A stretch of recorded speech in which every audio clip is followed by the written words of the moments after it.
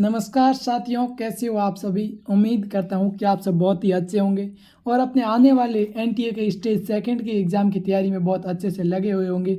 और एक बार फिर से आप सभी का आपके अपने फ्यूचर विल स्टडी पॉइंट के यूट्यूब चैनल में बहुत बहुत स्वागत है साथियों।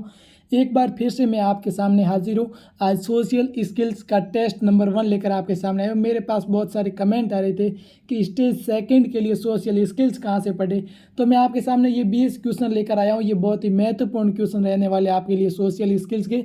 इंटरनेट पे बहुत ही कम से कम उपलब्ध हैं ये सोशल स्किल्स। बाकी सब्जेक्ट तो हैं, लेकिन सोशल स्किल्स वाले मेरे पास बहुत सारे डाउट थे, मेरे पास ये कमेंट आ रहे थे, तो मैं आपके सामने एक क्लास लेकर आया हूँ। हो सकता है इन 20 क्वेश्चनों में से आपके एग्जाम में एक भी क्वेश्चन ना आए और बहुत सारे भी आ जाए, लेकिन मैं इतना बता सकता हूँ कि इन 20 क्वेश्चनों को आपको पढ़ने के बाद आपका दिमाग है वो उस लेवल तक पहुंच जाएगा। आपका दिमाग बहुत सारे एग्जाम में क्वेश्चन ऐसे होंगे वो कर पाएगा, बिल्कुल आसानी से आप क्वेश्चन को कर पाओगे। यानी कि आप क्वेश्चन की लैंग्वेज समझ जाओगे किस तरीके से ऐसे क्वेश्चनों को करना है।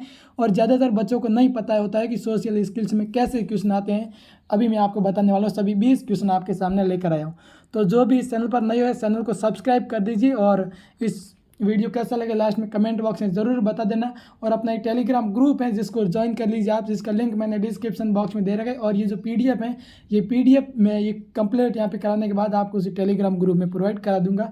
आप अच्छे से देखते रहना, मिलान करते रहना, मैं आपको इसमें आंसर बताता रहता हूँ साथ साथ में। तो बढ़ते हैं, क्वेश्चन नंबर 1 से शुरू करते हैं, ज़्यादा टाइम नहीं लेंगे आपका हम। तो पहला क्वेश्चन आपके सामने क्या है, मैं जूम करके एक क्वेश्चन आपके सामने शो करता हूँ। निम्नलिखित में से कौन सा एक अवार्षिक संप्रेषण सहायक का उदाहरण है। ये पहला क्वेश्चन है आपके सामने सोशल स्किल्स का। तो मैं क्वेश्चन आपको समझा देता हूँ। अवार्षिक क्या होता है, वार्षिक यानी कि बोलना वचन, और अवार्षिक यानी इसमें नहीं बोला जाता है। संप्रेषण का मतलब होता है अपने विचारों, भावों या अपने संदेश जो भी अपने मन में चल रहा है वो किसी दूसरे व्यक्ति के साथ शेयर करना, किसी लोगों के साथ शेयर करना या फिर दूसरे लोगों द्वारा अपने पास शेयर करना, इसे संप्रेषण कहा जाता है। संप्रेषण या संचार कह सकते हैं आप। कई जगह संप्रेषण शब्द देखने को मिलेगा और कई जगह संचार देखने को मिलेगा। आपको समझ में आ गया हो तो यहाँ पे अवार्षिक संप्रेषण मतलब अवार्षिक यानी कि बोलना नहीं है, बिना बोले आप संप्रेषण किस तरीके से करोगे, आप इशारों से कर सकते हैं, किसी तरीके से कर सकते हैं। तो इसका सबसे महत्वपूर्ण उदाहरण क्या है, सबसे पहले ऑप्शन है चक्षु संपर्क, और दूसरा है चिल्लाना, और तीसरा है बुदबुदाना शब्द जाल। तो चिल्लाना चिल्लाकर तो आप ये तो बोल जाओगे वार्षिक नहीं, ये तो वार्षिक हो गया। और बुदबुदाना भी वार्षिक हो गया। शब्द जाल यानी कि शब्द आए आप ही वार्षिक हो जाएगी। और ये चक्षुष यानी शख्स यानी क्या होता है, चक्षुष इस तरीके से एक आपको सुना होगा, अक्ष यानी आँख होती है। तो इसी तरीके से ये चेहरे के हाव भाव को हम चक्षुष कहते हैं, चेहरे के हाव भाव को। तो ये अवार्षिक संप्रेषण का उदाहरण है। ऑप्शन नंबर 1 राइट हो जाएगा। आप भी इससे पहले मैं बताता हूँ, उससे पहले आप कीजिए और आपके कितने क्वेश्चन राइट होते हैं 20 में से मुझे जरूर बताना लास्ट में कमेंट बॉक्स में। तो इसका हो जाएगा ए ऑप्शन राइट। अवार्षिक संप्रेषण का सहायक उदाहरण है चक्षुष संपर्क। अब बढ़ते हम आगे क्वेश्चन नंबर 2 की तरफ। क्वेश्चन नंबर 2 है हमारा, संसार में सबसे महत्वपूर्ण शब्द क्या है। पहला ऑप्शन है तुम और मैं, बी ऑप्शन में तुम और हम, और सी ऑप्शन में वह और वह, मैं और वे, डी ऑप्शन में। तो दोस्तों बताइए, एक बात मैं आपको बता देता हूँ, सोशल स्किल्स में ज़्यादातर क्वेश्चन एक ही टाइप के होते हैं। उसके जो ऑप्शन दे रखे थे वो सब कुछ एक दूसरे से मिलान खाते होते हैं। हमें समझ नहीं आ रहा है कि ये क्वेश्चन करें ये क्वेश्चन करें, लेकिन हमें सबसे ज़्यादा उस ऑप्शन को मान्यता देनी है जिसमें सबसे ज़्यादा मिलान खा रहा हो जो क्वेश्चन पूछ रहा है। बाकी सभी एक जैसे ऑप्शन दिखेंगे आपको, ज़रूर कंफ्यूज होगा। सबसे पहले ऑप्शन हम देख लें, इसमें कौन सा राइट होगा, संसार में सबसे महत्वपूर्ण शब्द कौन सा है। तो तुम और हम, ये हो जाएगा बी ऑप्शन राइट। किस तरीके से महत्वपूर्ण है दोस्तों, ये एक सम्मानजनक शब्द भी है। और तुम और हम एक नंबर, हम आगे संप्रेषण वाला यानी कि हम संसार कहें तो सामने वाले बंदे के लिए हम तुम यूज़ करेंगे और अपने के लिए हम यूज़ करेंगे ये। और इसमें बाकी शब्द हम देख सकते हैं, ये सबसे सम्मानजनक शब्द हमें लग रहा है, यही सबसे बेहतर होगा। संसार करते समय हम तुम और हम शब्द का प्रयोग ही करना चाहिए। इस तरीके से अब हम बढ़ते हैं क्वेश्चन नंबर 3 की तरफ। कोई अधिकारी मीटिंग के दौरान अपनी लेखनी मेज पर पटक कर प्रकट करता है। कोई अधिकारी है या फिर आप मान लीजिए आपके स्कूल में प्रिंसिपल है, कोई भी टीचर है, मीटिंग के दौरान अपनी लेखनी मेज पर पटक कर प्रकट करता है। यानी कि अपनी जो हाथ से लिख रहा है लेखनी को मेज पर क्यों पटकता है, कभी कभी आपने देखा होगा, तो उसको क्रोध आता है या फिर उसको थकावट होती है तब, या फिर उसको अरुचि होती है या फिर उलझन होती है। दोस्तों इसका राइट आंसर हो जाएगा क्रोध। कभी कभी आपके होमवर्क नहीं किया होता है, आप किसी के टीचर के पास चेक कराने जाते हैं या फिर आपकी हैंड राइटिंग अच्छी नहीं है तो पटक देता है आपकी कॉपी, इस तरीके से उसको गुस्सा आता है तो क्रोध में अपनी मीटिंग के दौरान अपनी लेखनी मेज पर पटक देता है। तो इसका राइट आंसर हो जाएगा ए ऑप्शन तीसरे क्वेश्चन का। अब बढ़ते हैं हम क्वेश्चन नंबर 7। ये क्वेश्चन नंबर 3 दोबारा रिपीट हो गया, यहाँ पे 4 नंबर आप हैं, समझ लेना। क्वेश्चन नंबर 4 है, अंतर व्यक्तिगत संबंधों में किस में अधिक समय लगता है। किस में अधिक अंतर्व्यक्तिक संबंध वह संबंध होते हैं जो सामाजिक संबंध या अंतर्व्यक्तिक संबंध कहलाते हैं। दो या दो से अधिक लोगों के मध्य सामाजिक संबंध होते हैं, उस अंतर्व्यक्तिक संबंध कहते हैं। तो उनके लिए किस में अधिक समय लगता है? आदान प्रदान में अधिक समय लगता है या फिर संचार में अधिक समय लगता है? संचार मैंने आपको बता दिया था, अपने भावों व विचारों को दूसरों के साथ शेयर करना और फिर हमें दूसरे के भाव और विचारों को ग्रहण करना। और तीसरा है संयम व्यवहार, और चौथा विश्वास बनने में। अब पहले दो ऑप्शन तो डायरेक्ट बाहर होंगे, आपको लगता ही होगा आदान प्रदान में तो नहीं और संसार में भी नहीं है, ये तो मिल ही नहीं। उसके बाद विश्वास बनने में, अंतर्व्यक्तिक संबंध में विश्वास बनने में या फिर समव्यवहार में। तो इसका राइट ऑप्शन हो जाएगा सी ऑप्शन, समव्यवहार में ज़्यादा समय लगता है अंतर्व्यक्तिक संबंधों के लिए। ये हो गया क्वेश्चन नंबर 4। अब हम बढ़ते आगे। क्वेश्चन नंबर हमारा अगला है कि मौखिक संप्रेषण की प्रभावशीलता का वक्ता की योग्यता किस पर निर्भर करती है? मौखिक संप्रेषण की प्रभावशीलता वक्ता की योग्यता किस पर निर्भर करती है? इसमें मौखिक लिखा है, मौखिक होता है और एक अमौखिक होता है, आपको पता ही होगा। मौखिक यानी बोलना और अमौखिक लिखित के रूप में या किसी और रूप में हो सकता है, और मौखिक का मतलब होता है बोल कर जो होता है। तो इसमें मौखिक में संप्रेषण यानी कि अपने भावों को प्रदान करने के लिए प्रभावशाली वक्ता, जो वक्ता यानी जो कह रहा है बात को, वो प्रभावशाली किस तरीके से होगा? ऑप्शन नंबर ए में सरल भाषा का प्रयोग करके, लंबे वाक्य प्रयोग करके, विदेशी शब्द प्रयोग करके, जटिल शब्द प्रयोग करके। तो हमें सामने वाले को समझ आना चाहिए, हम जो बात करें तो किस तरीके से बात करेंगे तब सामने वालों को अच्छे से समझ आएगा, तो प्रभावशाली वक्ता माना जाएगा। तो ए ऑप्शन हमारा राइट हो जाएगा, सरल भाषा का प्रयोग करके। ये ज़्यादातर क्वेश्चन आपकी कॉमन सेंस पर ही आधारित, आप थोड़ा सा माइंड लगाइए तो हो जाएगा इसमें। बाकी ऑप्शन 3 तो डायरेक्ट बाहर हो जाए, सरल भाषा का प्रयोग करके। इसे क्वेश्चन नंबर 4 का ऑप्शन नंबर ए राइट हो जाएगा। बढ़ते हैं क्वेश्चन नंबर नेक्स्ट की तरफ। अपने सहयोगी एवं अधीनस्थों के बीच संवाद स्थापित करने का सर्वोत्तम विकल्प क्या है? अब मुझे ये बताइए, ये थोड़ा कठिन क्वेश्चन लग सकता है आपको। ऑप्शन नंबर ए आवश्यकता अनुसार औपचारिक संवाद, स्पष्ट तथा ध्यानपूर्वक, और इसके बाद अनौपचारिक अंत स्तर संचार, और प्रत्येक व्यक्ति को गंभीरता से समझना। तो इसका ऑप्शन नंबर ए राइट हो जाएगा, आवश्यकता अनुसार औपचारिक संवाद। ये हो जाएगा ऑप्शन नंबर ए। आप अच्छे से देखते रहना, मैं आपको टेलीग्राम ग्रुप में ये PDF प्रोवाइड करा दूंगा। बढ़ते हैं नेक्स्ट क्वेश्चन की तरफ। नेक्स्ट क्वेश्चन हमारा क्या है? निम्नलिखित में से कौन अंतर्व्यक्तिक संबंधों के निर्माण में समस्या उत्पन्न कर सकता है? अंतर्व्यक्तिक संबंध यानी कि किन्हीं दो या दो से अधिक लोगों के मध्य संबंध, मैंने आपको बता दिया कि समस्या उत्पन्न कर सकता है। तो इसमें क्या शर्मिलापन हो सकता है, या फिर सांवेदिक परिपक्वता, या अग्रहिता, या तदनुभूति। तो इसका ऑप्शन नंबर हो जाएगा हमारा ए राइट, यानी कि शर्मिलापन। अगर किसी में शर्मिलापन है तो फिर अंतर्व्यक्तिक संबंध अच्छे से नहीं बन पाएंगे, तो ये एक इसमें समस्या बन सकती है। बढ़ते हैं क्वेश्चन नंबर अगले, क्वेश्चन संख्या हमारा 7 आपके सामने ये दिख रहा है स्क्रीन पर। आप सबसे पहले आपका आंसर बताइए, या फिर ज़्यादा टाइम नहीं मिल रहा है तो आप वीडियो को रोक दीजिए और फिर उसके बाद आंसर बताने की कोशिश कीजिए। फिर अच्छा सही होता है गलत होता है, इस तरीके से आप देख के आपके कितने राइट होते हैं मुझे कमेंट बॉक्स में ज़रूर बताना लास्ट में जाते समय। और लास्ट में अपना रेस्पॉन्स ज़रूर देना, अगर अच्छा रेस्पॉन्स मिला तो मैं और भी आगे क्लास इस तरीके से लगाता रहूँगा डेली की। और अगला क्वेश्चन नंबर 7 है, संप्रेषण के प्रक्रम में प्रथम चरण क्या है? ऑप्शन नंबर ए है कूट लेखन, ऑप्शन नंबर बी संकेतन, बी में और सी में संदेश, और डी में ग्रहण। संप्रेषण के प्रक्रम में प्रथम चरण, तो इसमें कौन सा प्रथम चरण? कूट संकेतन। इंपॉर्टेंट क्वेश्चन है, याद रखना अच्छे से, कूट संकेतन। ज़्यादातर आपको ऑप्शन में कूट संकेतन मिले वो राइट लगाना, आपने ज़्यादातर चांसेस में यही राइट होता है, कूट संकेतन। अब हम बढ़ते हैं आगे। क्वेश्चन नंबर हमारा 8 है, संप्रेषण का सार क्या है? संप्रेषण यानी कि आप अपने विचारों को दूसरे के साथ शेयर करते हैं और वो अपने साथ शेयर करते हैं, तो उसका सार क्या? अगर आखिर हम ऐसा करते हैं तो करते क्यों, मुझे ये बताइए। ए ऑप्शन है समझना, या फिर नियंत्रण करने के लिए सामने वाले को, या फिर सूचना देने के लिए, ये सूचना डबल वाला टाइप हो गया, उसके बाद समझना या नियंत्रण। तो इसका राइट आंसर हो जाएगा ए ऑप्शन, यानी कि समझने के लिए सामने वाले को हम समझाते हैं और वो हमें समझाता है। संप्रेषण अपने शब्द हमें क्यों शेयर करते हैं, आगे वाले को अपने विचार क्यों शेयर करते हैं, समझाने के लिए तो शेयर करते हैं। तो इसका ए ऑप्शन राइट हो जाएगा। क्वेश्चन नंबर 9 है हमारा। अगला क्वेश्चन है थोड़ा बड़ा क्वेश्चन है, देख सकते हैं। खेती को प्रोत्साहित करने के लिए जिला प्रशासन ने मुफ्त बीज और रियायती उर्वरकों की आपूर्ति करने का निर्णय लिया, इसका अर्थ क्या है? तो ऑप्शन नंबर ए उर्वरक सस्ते हैं, और ऑप्शन नंबर बी में बीज उर्वरकों से सस्ते हैं, बहुत से लोग खेती पसंद करते हैं, और ऑप्शन नंबर डी में बहुत से लोग खेती छोड़कर जा रहे हैं। तो इसमें क्या पूछा है क्वेश्चन, आपको ध्यान से पढ़ना है, 2 से 3 बार पढ़ना है जब तक समझ में नहीं आए। तो खेती को प्रोत्साहित करने के लिए जिला प्रशासन ने मुफ्त बीज और रियायती उर्वरकों की आपूर्ति करने का निर्णय लिया, यानी कि जिला प्रशासन है वो मुफ्त में बीज दे रहा है। क्यों दे रहा है आखिर किसानों को? उर्वरक और बीज। उर्वरक सस्ते हैं इसलिए दे रहा है, या फिर बीज उर्वरकों से सस्ते हैं इसका कुछ में जिक्र भी नहीं किया गया। और ऑप्शन नंबर सी में बहुत से लोग खेती करना पसंद करते हैं, खेती करना और भी तो बहुत है, काम सारे पसंद करते हैं लोग करना। और डी ऑप्शन है बहुत से लोग खेती छोड़कर जा रहे हैं। ऑप्शन नंबर डी हमारा राइट हो जाएगा, बहुत सारे लोग खेती छोड़ के जा रहे हैं, इसीलिए जिला प्रशासन है वो मुफ्त बीज देगा ताकि किसानों का इंटरेस्ट है वो खेती करने में बना रहे, इसीलिए ऑप्शन नंबर हमारा डी राइट हो जाएगा। आपको थोड़ा सा कॉमन सेंस लगाना है। और क्वेश्चन नंबर 10 है हमारा, एक स्वस्थ व्यक्ति निम्नलिखित में से कौन से माध्यम से सबसे अधिक ज्ञान प्राप्त करता है। एक स्वस्थ व्यक्ति कौन से माध्यम से सबसे अधिक ज्ञान प्राप्त करना है, आपको समझना है क्वेश्चन को, इसके बाद आंसर देना है। ऑप्शन नंबर ए है देखना, ऑप्शन नंबर बी है सुनना, ऑप्शन नंबर सी है सूंघना और ऑप्शन डी है सुनना। तो एक स्वस्थ व्यक्ति है वो देखेगा, किसी भी चीज़ को आप देखते हैं और किसी भी आप एक चीज़ को सुनते हैं। और सूंघना और सुनना तो ये बिल्कुल गलत हो जाएगा, पहले से हमें देख के लगता है। और देखना और सुनना, आप किसी भी चीज़ को देखते हैं तब अच्छे से आपको ज्ञान प्राप्त होता है, या फिर सुनते हैं तब अच्छे से प्राप्त होता है। तो इसका राइट आंसर हो जाएगा ऑप्शन नंबर ए, यानी कि किसी चीज़ को हम देखते हैं तब अच्छे से हमें ज्ञान प्राप्त हो जाएगा। क्वेश्चन नंबर 10 का ए ऑप्शन राइट हो जाएगा। अब बढ़ते हैं क्वेश्चन नंबर नेक्स्ट 11 की तरफ। निम्नलिखित में से कौन सा संदेश संप्रेषण का माध्यम है। उच्चरित, लिखित, भाव, भंगिमा व सिने और ये सभी।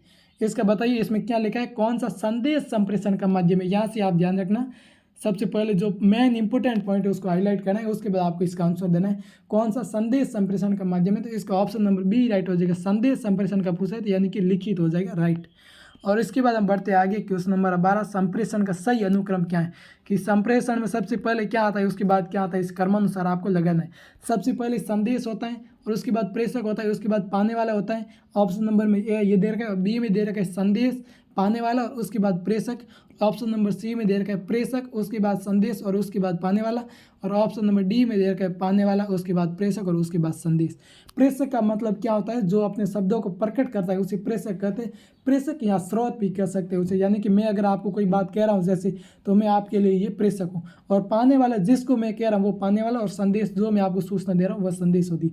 तो सबसे पहले तो प्रेषक होना चाहिए, यानी कि बात को कहने वाला होना चाहिए, कहने वाले के बिना कहाँ से होगा।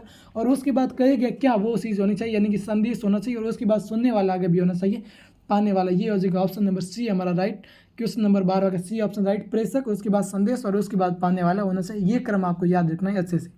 बढ़ते हैं नेक्स्ट क्वेश्चन नंबर हमारा 13 है। हमारे देश में संसद के दोनों सदनों के सदस्यों द्वारा एक व्यक्ति को उपराष्ट्रपति चुना जाता है। इसका तात्पर्य है कि चुनाव के पहले। ऑप्शन नंबर ए है व्यक्ति निश्चित रूप से लोकसभा का सदस्य है। ऑप्शन नंबर बी है व्यक्ति निश्चित रूप से राज्यसभा का सदस्य है। ऑप्शन नंबर सी है व्यक्ति निश्चित रूप से केंद्रीय मंत्रिमंडल का सदस्य है। और डी में व्यक्ति हमारे देश का नागरिक है। इसमें सबसे पहले तो क्या पूछा है, हमारे देश में संसद की दोनों सदनों का जिक्र किया गया है। सदस्य द्वारा एक व्यक्ति को उपराष्ट्रपति चुना जाता है। इसमें लोकसभा का सदस्य ये कहीं पर भी जिक्र नहीं किया गया, दोनों सदन का जिक्र किया गया है। और वह व्यक्ति निश्चित रूप से राज्यसभा का सदस्य है, ये कहीं नहीं जिक्र किया गया केवल राज्यसभा केवल लोकसभा, दोनों सदनों का जिक्र किया गया। और व्यक्ति निश्चित रूप से केंद्रीय मंत्रिमंडल का सदस्य है, ये भी कहीं नहीं है। इसके बाद एक व्यक्ति हमारे देश का नागरिक है, ये सबसे महत्वपूर्ण आंसर होगा आपका, व्यक्ति हमारे देश का नागरिक है। क्योंकि यहाँ पे सबसे शुरुआत में क्वेश्चन लिया हमारे देश के ही राष्ट्रपति को सुना है, तो व्यक्ति हमारे देश का ही नागरिक होगा, ना कि हमारे केवल लोकसभा का होगा और ना कि हमारे केवल राज्यसभा का। इस क्वेश्चन पूछा है उसी के अनुसार आपको आंसर देना है, नहीं कि आपको आपने पॉलिटिकल हो सकता है ज़्यादा पढ़ी हो, तो ऐसा नहीं है कि पॉलिटिकल के अनुसार आपको आंसर देना है। अब बढ़ते हैं क्वेश्चन नंबर हमारा 14, सभी चमकने वाले वस्तुएं सोना नहीं होती हैं। इसका अर्थ है, ये तो एक तरीके से आप लोकोक्ति देख सकते हैं, हिंदी में जिसने भी लोकोक्ति मुहार वगैरह पढ़े उस तरीके से ही है। सभी चमकने वाली वस्तुएं सोना नहीं होती। ऑप्शन नंबर ए, किसी व्यक्ति को उसके रूप रंग के आधार पर आंकना नहीं चाहिए। और दूसरा है किसी व्यक्ति के बारे में सही अनुमान उसके रूप रंग से हमेशा हो जाता है। और एक कांतिवान व्यक्ति निश्चित रूप से अच्छा होता है। और ऑप्शन नंबर डी में दे रखा है एक कांतिवान व्यक्ति कभी अच्छा नहीं होता है। तो सभी चमकने वाली वस्तुएं सोना नहीं होती है, यानी जो ऊपर से दिखता है वो वैसा इंसान नहीं होता है। कोई भी वस्तु जो ऊपर से दिखती है वैसा नहीं होती, अंदर उसके पता नहीं क्या क्या गुण होने वाले। तो इसका ऑप्शन नंबर ए राइट हो जाएगा, किसी व्यक्ति के उसके रूप रंग के आधार पर आंकना नहीं सही, यानी कि उसका हम ऊपरी स्वभाव देख के उसका रंग देखते हैं या रूप देखते हैं, वो देख के हम नहीं कह सकते ये अच्छा इंसान है। उसके गुण प्रकट होंगे तब हमें पता चलेगा इस इंसान का व्यक्तित्व कैसा है, इसका स्वभाव कैसा है। बढ़ते हैं क्वेश्चन नंबर 15। हमारा मौखिक संप्रेषण में सबसे अधिक महत्वपूर्ण क्या होता है, आप मुझे बताइए। आप क्या कहते हैं, आप इसे कैसे कहते हैं, आप इसे कहाँ कहते हैं, आप इसे कब कहते हैं। मौखिक संप्रेषण यानी कि आप कहीं भी किसी एक अन्य व्यक्ति से या बहुत सारे लोगों से बात कर रहे हैं, तो इसमें सबसे महत्वपूर्ण क्या है, आप क्या कहते हैं, ये हो जाएगा, या फिर आप इसे कैसे कहते हैं। सी ऑप्शन आप इसे कहाँ कहते हैं और डी ऑप्शन आप इसे कब कहते हैं। तो इसमें थोड़ा कंफ्यूज वाले ऑप्शन है, इसमें ऑप्शन नंबर मैं बता दूँ आपको बी राइट हो जाएगा। आप इसे कैसे कहते हैं, आप किसी भी बात को प्रकट करें तो किस तरीके से आप प्रकट करें। आप कुछ भी बात सामने वाले को बोल रहे हैं, अगर आप उसके पास कहने का तरीका है, आप किस तरीके से कह रहे हो, तो सामने वाले के चरित्र को आप एकदम बदल सकते हैं, यानी कि सामने वाले के मन को है वो आप बदल सकते हैं। तो आप इसे कैसे कहते हैं ये सबसे ज़्यादा निर्भर करता है किस तरीके से कहते हैं। आप क्या कहते हैं ये ज़्यादा निर्भर नहीं करता, इससे ज़्यादा है बी ऑप्शन राइट, इससे मान्यता ज़्यादा मिलनी चाहिए ऑप्शन नंबर बी को। और क्वेश्चन नंबर हमारा 16 है, मौखिक संप्रेषण में सबसे महत्वपूर्ण बाधा क्या है।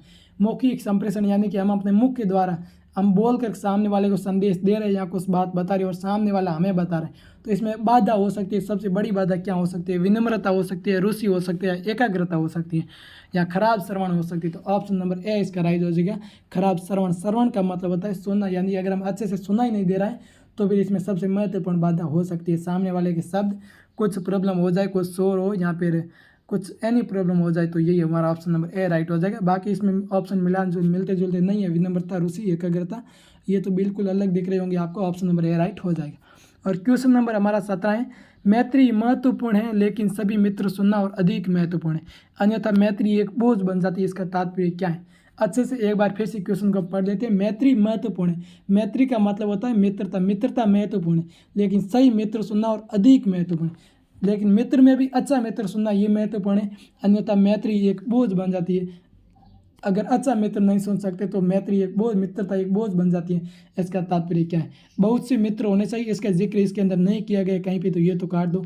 इसके बाद मैत्री हमेशा अच्छी होती है, और ये भी नहीं होगा हमेशा अच्छी होती है, इसका भी जिक्र इसमें कहाँ किया गया मेरे को ये बताइए।